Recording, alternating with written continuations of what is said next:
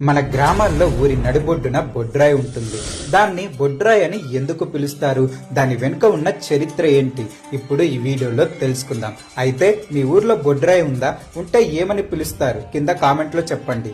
బొడ్రాయి మన గ్రామాలకు గుండెకాయ లాంటిది. ప్రతి గ్రామానికి ఒక బొడ్రాయి ఉంటుంది. గ్రామం నిర్మాణ సమయంలో పొలిమేరలను నిర్ణయించిన తర్వాత ఆ మొత్తం వైశాల్యానికి మధ్య భాగంలో ఈ బొడ్డురాయిని శాస్త్రోక్తకంగా ప్రతిష్ఠిస్తారు. అయితే మానవ శరీరంలో నాభి ఎంత ముఖ్యమో గ్రామానికి ఈ బొడ్రాయి అంతే ముఖ్యం. అందుకే దీనికి బొడ్డురాయి అని పేరు వచ్చింది. ఈ బొడ్రాయి 3 భాగాలుగా ఉంటుంది. కింది భాగాన్ని బ్రహ్మదేవుల్లా భావించి 4 వైపులా చెక్కుతారు.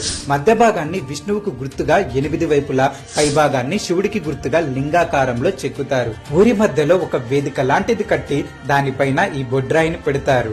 అయితే దీన్ని పెట్టక ముందు ఒక ముఖ్యమైన పని చేస్తారు. బొడ్రాయి కింద ఊరిని కాపాడే 8 దేవతలకు ముఖ్యమైన శీతలాదేవి అమ్మవారి యంత్రాన్ని పెడతారు.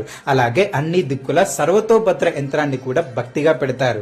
ఇదంతా ఊరికి ఎలాంటి ఆపద రాకుండా కాపాడుతుందని నమ్ముతారు. బొడ్రాయిని పెట్టడం, పూజలు చేయటం ఒక్కో ప్రాంతంలో ఒక్కోలా ఉంటుంది. కొన్ని ఊర్లలో బొడ్రాయిని మాత్రమే పెడితే మరికొన్ని చోట్ల ఊరి దేవతలను కూడా కలిపి పూజిస్తారు. ఏదేమైనా దీని వెనుక ఉన్న ముఖ్య ఉద్దేశం ఒక్కటే, ఊరి ప్రజలు బాగుండాలని. చూశారు కదా, బొడ్రాయి అంటే కేవలం రాయి కాదు, మన ఊరికి ఒక ప్రత్యేక గుర్తు. ఇది మన గొప్ప సంప్రదాయాలను, నమ్మకాలను తెలియజేస్తుంది.